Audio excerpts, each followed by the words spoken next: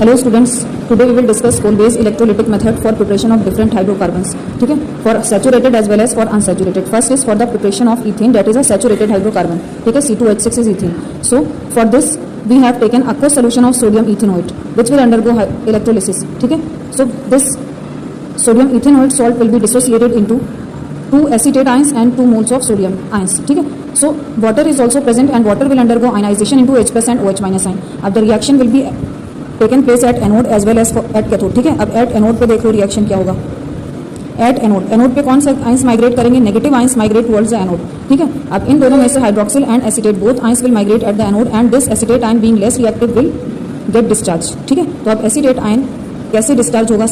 CH3 COO minus. Hair oxygen के बेटा oxygen के पास ऑक्टेट है. ठीक है, तो यहाँ पे it will get converted into CH3 COO free radical plus electron. Okay, और दो हम ले रहे हैं, we are taking 2, so 2 radicals मिलेंगे and 2 electrons we will get. ठीक है, 2 moles of acetate ions we are taking now, so we will get 2 moles of radical and 2 moles of electrons. ठीक है, अब ये देखिए बेटा,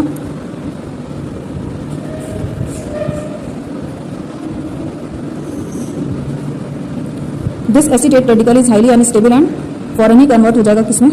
into carbon dioxide and methyl radical. Into carbon dioxide and methyl radical. ठीक है, 2 methyl radicals plus CO2, 2 CO2. Okay, अब ये मिथाइल रेडिकल इंस्टेंटली क्या करेगा? 2 सच मिथाइल रेडिकल्स आर देयर ना, दोनों ही कंबाइन करके क्या बना लेंगे? इथेन बना लेंगे.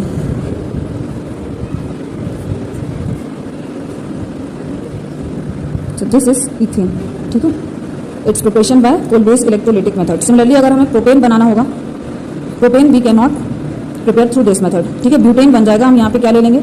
जो हमें ब्यूटेन मिल जाएगा, 3 कार्बन का sodium salt, sodium carboxylate of 3 carbon, that is sodium propanoate ले लेंगे हम, तो वी विल गेट ब्यूटेन. ठीक है,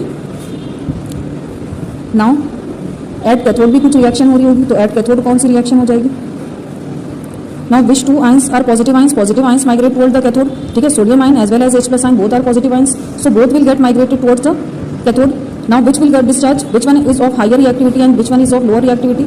Hydrogen ion is of lower reactivity and sodium ion being highly reactive tends to remain as such in the solution. ठीक है, तो H plus ion is the one getting discharged here.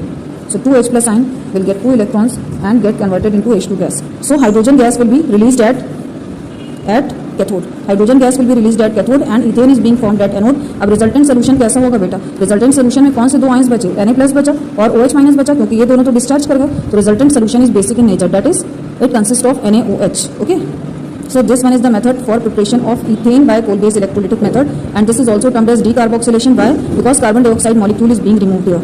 Okay.